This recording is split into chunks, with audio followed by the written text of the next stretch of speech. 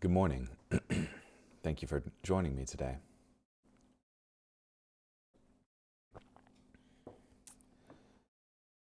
This morning we'll be reading Ezekiel 23, and for those who don't know, it's pretty explicit, so here discretion is advised.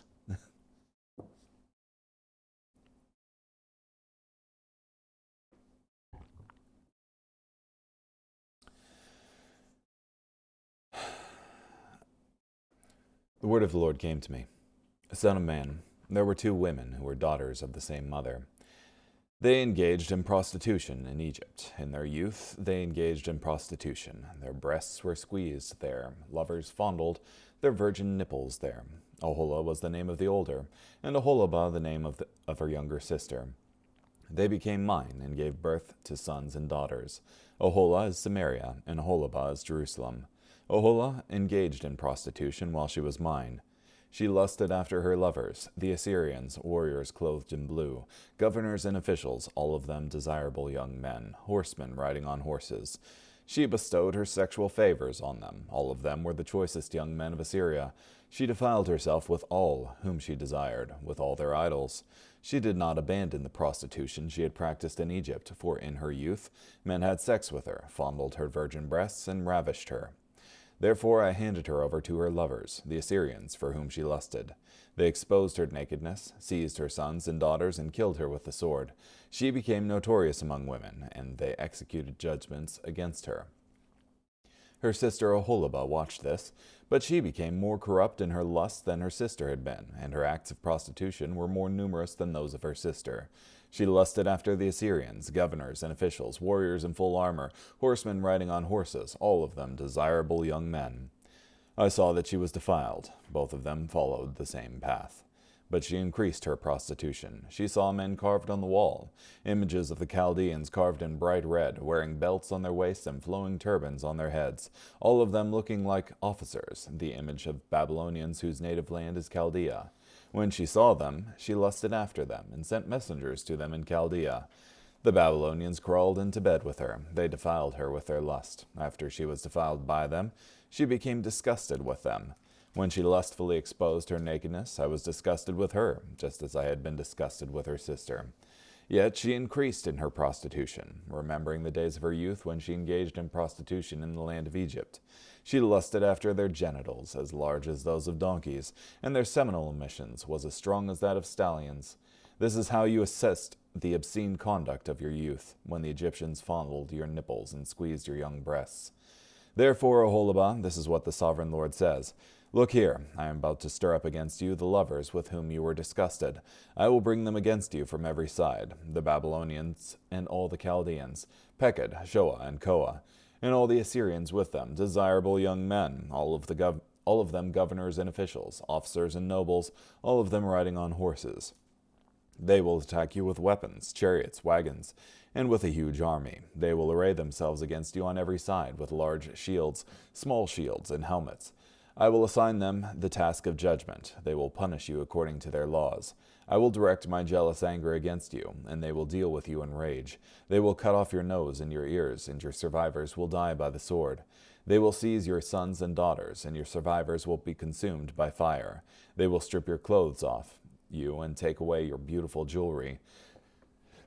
So I will put an end to your obscene conduct and your prostitution which you have practiced in the land of Egypt. You will not seek their help or remember Egypt any more. For this is what the sovereign Lord says. Look, here I am about to deliver you over to those whom you hate, to those with whom you were disgusted.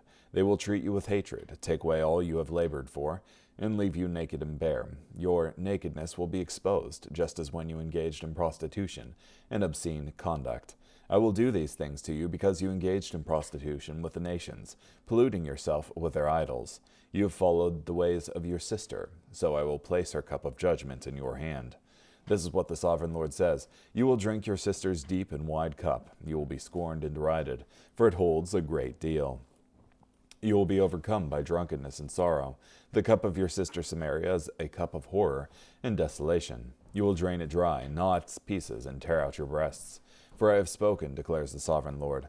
Therefore, this is what the sovereign Lord says. Because you have forgotten me and completely disregarded me, you must bear now the punishment for your obscene conduct and prostitution. The Lord said to me, Son of man, are you willing to pronounce judgment on Aholah and Oholibah? Then declare to them their abominable deeds, for they have committed adultery, and blood is on their hands. They have committed adultery with their idols and their sons whom they bore to me.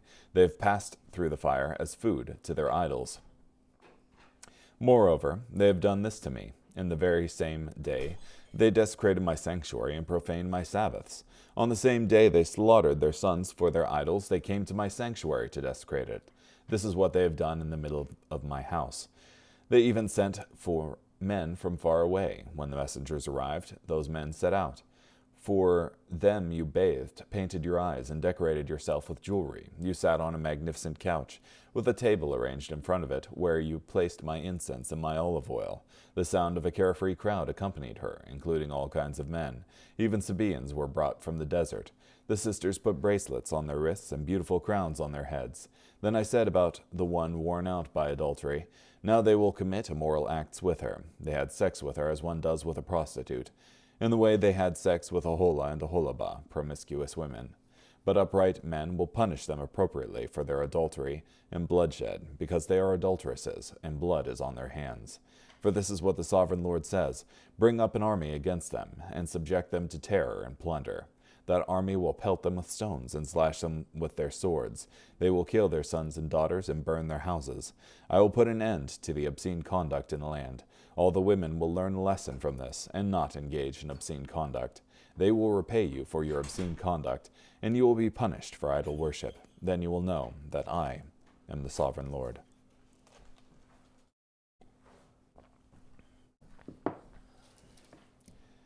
Yep, pretty graphic language there.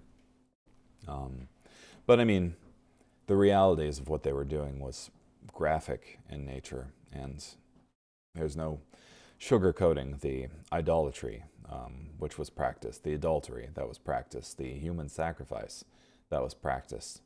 And just rather than heeding God's commands to be faithful to Him, they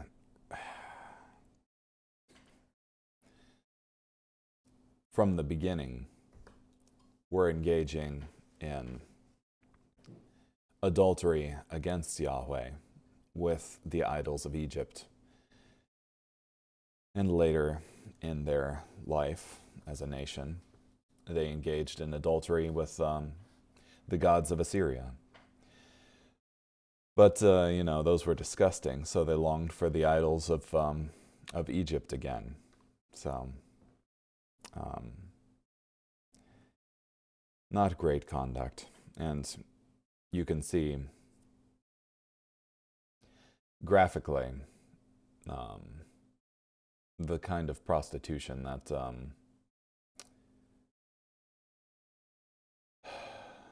God is accusing Israel and Jerusalem, Judah of. And it makes things all the more graphic, like in Hosea, where God is the spurned lover who has to buy his wife back from the pimp type thing, whose heart breaks each time she runs away. How graphic it is when you have in Deuteronomy the people entering into this covenant with the Lord and saying, okay, I swear I'm not going to go after these idols anymore, as they're currently going after the idols. I swear if I'm hiding things in secret, like,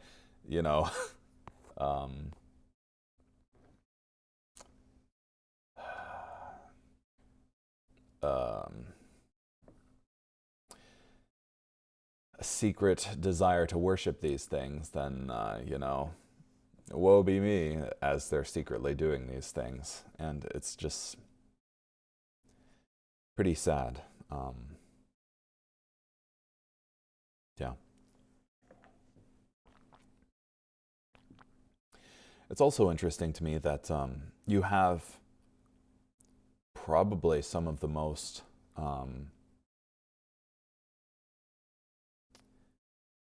graphic is the wrong word for it, detailed, I guess, and glorious imagery in Ezekiel. Like Ezekiel 1 of, I saw the Lord sitting on the throne, high and lifted up, and the train of his robe filled the temple with glory type thing of, you have these visions of God in here juxtaposed with, the basest of prostitution. And I wonder if that's just,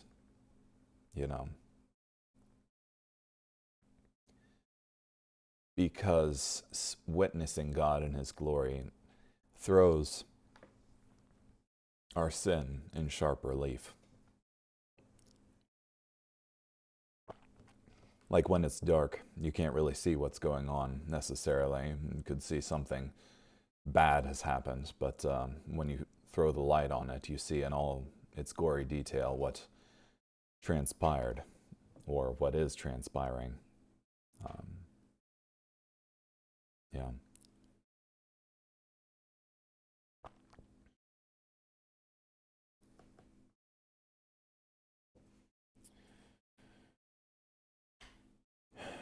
Yeah.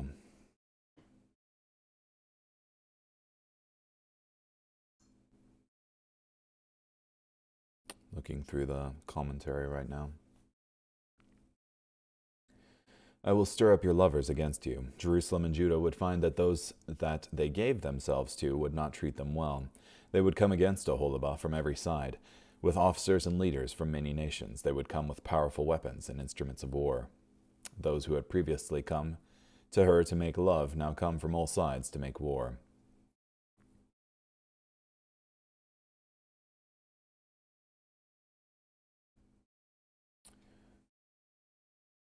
Oh man, they shall deal furiously. Bloch quoted an excerpt from the annals of Assyrian king Ashurnasirpal II from 883 to 859. I felled with the sword 800 of their combat troops. I burnt 3,000 captives from them. I did not leave one of them alive as a hostage. I captured alive Huliah, their city ruler. I made a pile of their corpses. I burnt their adolescent boys and girls. I flayed Huliah, their city ruler, and draped his skin over the wall of the city. Damdamusa, I razed, destroyed, and burnt the city. Moving on from the city, Kanabu, I approached the city Tila. The city was well fortified. I felled 3,000 of their fighting men with the sword. I carried off prisoners, possessions, oxen, and cattle from them. I burnt many captives from them. I captured many troops alive. I cut off some of their arms and hands. I cut off others their noses, ears, and extremities. I gouged out the eyes of many troops. I made one pile of the living and one of heads. I hung their heads on trees around the city. I burnt their adolescent boys and girls. I razed, destroyed, burnt, and consumed the city. Huh.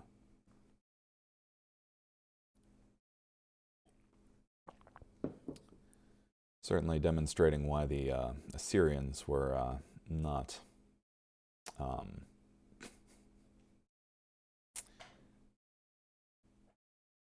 viewed very popularly in Israel.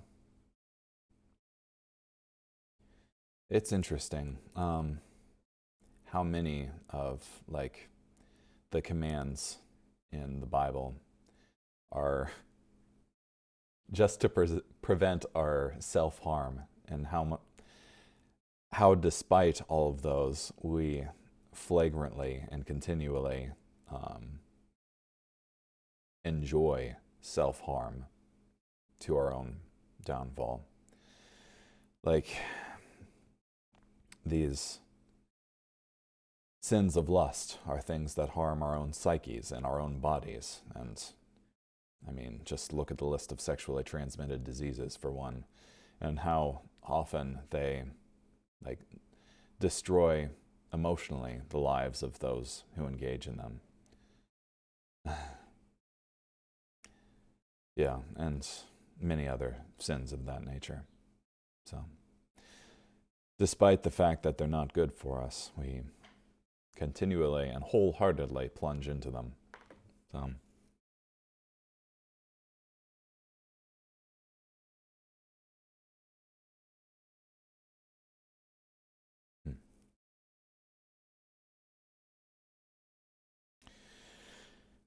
Bring up an assembly against them, give them up to trouble and plunder. In a remarkably understated way, this refers to the literal invading armies that came against Samaria and Jerusalem. The assembly shall stone them with the stones and execute them. The punishment for adultery according to the law of Moses was execution. This penalty had already been carried out against Samaria. It would soon be carried out regarding Jerusalem. Shall stone them and burn their houses with fire.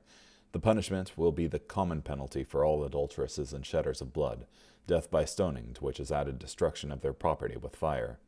The similarity of this penalty with the state of siege of a city bombarded with sling stones and incendiary missiles can scarcely have been coincidence. The shame of the guilty person's end under Mosaic law will be exactly matched by the fate of Samaria and Jerusalem. Thus I will cause lewdness to cease from the land. As before stated in Ezekiel 23:27, the punishments of conquest and exile would have a cleansing effect upon Jerusalem and Judah. The particular sin of gross idolatry would never again be the same problem as it was before the exile. Then you shall know that I am the Lord God. The severity of conquest and exile had a purpose greater than punishment. The ultimate purpose was to reveal God in both his holy judgments and gracious restorations. Carrying on, Hebrews chapter 10, verses 18 through 39. Now, where there is forgiveness of these, there is no longer any offering for sin. Therefore, brothers and sisters, since we have confidence to enter the sanctuary by the blood of Jesus, by the fresh and living way that he inaugurated for us, through the curtain, that is, through his flesh, and since we have a great priest over the house of God, let us draw near with a sincere heart in the assurance that faith brings, because we have had our hearts sprinkled clean from an evil conscience, and our bodies washed in pure water. And let us hold unwaveringly to the hope that we confess, for the one who made the promise is trustworthy. And let us take thought of how to spur one another on to love and good works, not abandoning our own meetings, as some are in the habit of doing, but encouraging each other, and even more so because you see the day drawing near. For if we deliberately keep on sinning after receiving the knowledge of the truth, no further sacrifice for sins is left for us, but only a certain fearful expectation of judgment, and the fury of fire that will consume God's enemies. Someone who rejected the law of Moses was put to death without mercy on the testimony of 2 or 3 witnesses. How much greater punishment do you think that person deserves, who has contempt for the Son of God, and profanes the blood of the covenant that made him holy, and insults the Spirit of grace? For we know the one who said, "Vengeance is mine, I will repay," and again, "The Lord will judge his people." It is a terrifying thing to fall into the hands of the living God. But remember the former days when you endured a harsh conflict of suffering after you were enlightened. At times you were publicly exposed to abuse and afflictions, and at other times you came to share with others who were treated in that way. For in fact you shared the sufferings of those in prison, and you accepted the confiscation of your belongings with joy, because you knew that you certainly had a better and lasting possession. So do not throw away your confidence, because it has great reward. For you need endurance in order to do God's will, and so receive what is promised. For just a little longer, and he who is coming will arrive and not delay. But my righteous one will live by faith, and if he shrinks back, I take no pleasure in him. But we are not among those who shrink back and thus perish, but are among those who have faith and preserve their souls.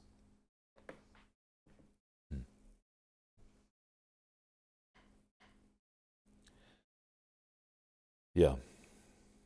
So we should have confidence in Jesus, who made this sacrifice once for all, that he'll be faithful in fulfilling his promises. And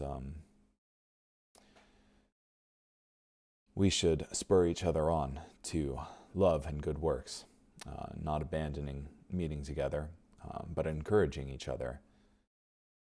And even more so because the time is short.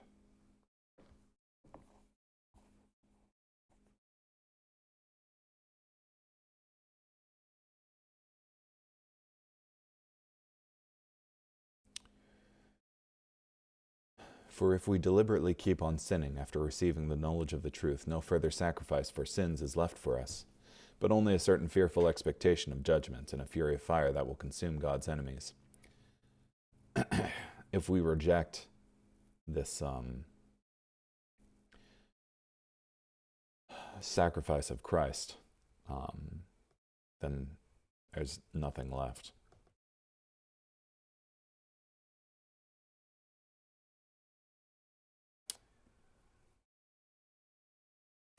Yeah.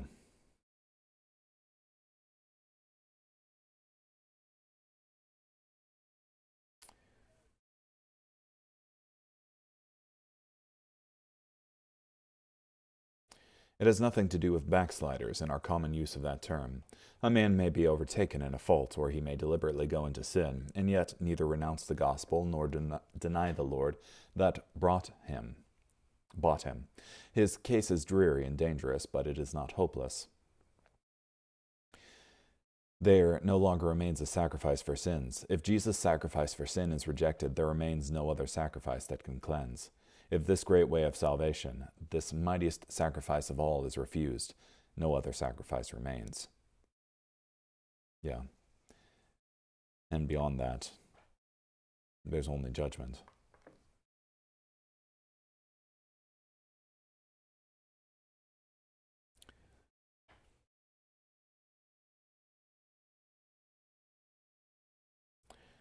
If we sin willfully after we've received the knowledge of the truth, when we sin willfully by rejecting Jesus' work on the cross as sufficient, we have trampled the Son of God underfoot.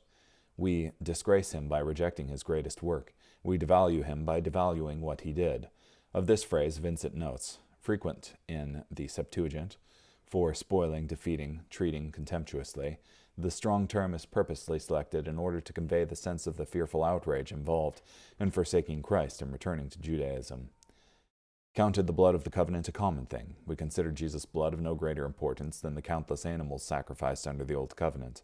Vincent, here the word admits of two explanations: that Christ's blood was counted common, having no more sacred character or specific worth than the blood of any ordinary person; that, in refusing to regard Christ's blood as that of an atoner and redeemer, it was implied that his blood was unclean, as being that of a transgressor. Insulted the Spirit of grace. We offend the Holy Spirit, whose purpose is to present Jesus and his work to us, when we reject Jesus and his finished work on our behalf.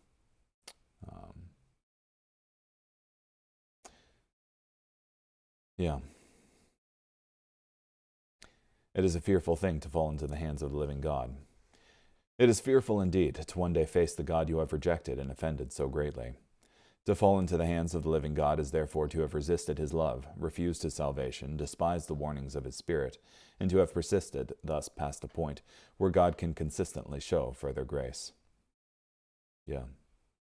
And honestly, what do you expect if you spurn offerings of grace to you? There's only judgment left. Psalm 109, verses 1 through 31. O God, whom I praise, do not ignore me, for they say cruel and deceptive things to me. They lie to me. They surround me and say hateful things. They attack me for no reason. They repay my love with accusations, but I continue to pray. They repay me evil for good and hate for love. Appoint an evil man to testify against him. May an accuser stand at his right side.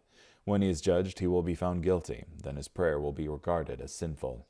May his days be few. May another take his job. May his children be fatherless and his wife a widow. May his children roam about begging, asking for handouts as they leave their ruined home. May the creditor seize all he owns. May strangers loot his property. May no one show him kindness. May no one have compassion on his fatherless children. May his descendants be cut off. May the memory of them be wiped out by the time the next generation arrives. May his ancestors' sins be remembered by the Lord. May his mother's sin not be forgotten. May the Lord be constantly aware of them and cut off the memory of his children from the earth. For he never bothered to show kindness. He harassed the oppressed and needy, and killed the disheartened. He loved to curse others, so those curses have come upon him. He had no desire to bless anyone, so he has experienced no blessings. He made cursing a way of life, so curses poured into his stomach like water, and seeped into his bones like oil. May a curse attach itself to him, like a garment one puts on, or a belt one wears continually. May the Lord repay my accusers in this way, those who say evil things about me.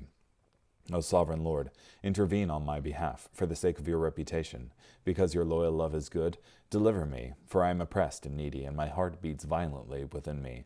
I am fading away like a shadow at the end of the day. I am shaken off like a locust. I am so starved my knees shake. I have turned into skin and bones. I am disdained by them.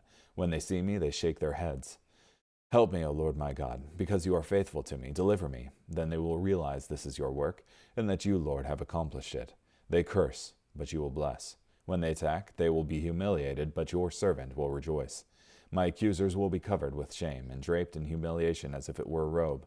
I will thank the Lord profusely. In the middle of a crowd I will praise him, because he stands at the right hand of the needy, to deliver him from those who threaten his life. Yeah.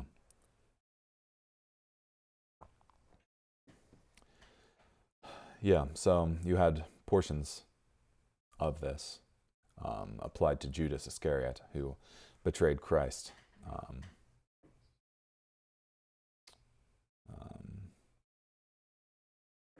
Where was it in particular? May another take his job, in Psalm 109:8. So that's why they appointed another apostle to be amongst the 12. So pretty intense words of condemnation to the one who repaid evil for good. And it's interesting, too, how this one loved to curse others. And the natural result of that was that curses have come upon him. And he made a cursing a way of life. So curses poured into his stomach. And may a curse attach itself to him. So, yeah, I think oftentimes the Lord shields us from punishment that's the natural consequence of the things that we've done. And when we spurn the Lord, we get the natural consequence of the things that we've done, which is not great. Proverbs 27, verse 13. Take a man's garment when he has given security for a stranger, and when he gives surety for a stranger, hold him in pledge. This one has co-signed for another, and in that foolish act, the writer of the proverb is saying, that is entirely on you, and you really should have known better, so even take his garments. Yeah, it's not good to co-sign for another. Just give it if you're looking to give charity, type thing. So, or don't if you're not looking to give charity. So, okay. Well, thank you so much for joining me today. Hope you have a great day. Bye.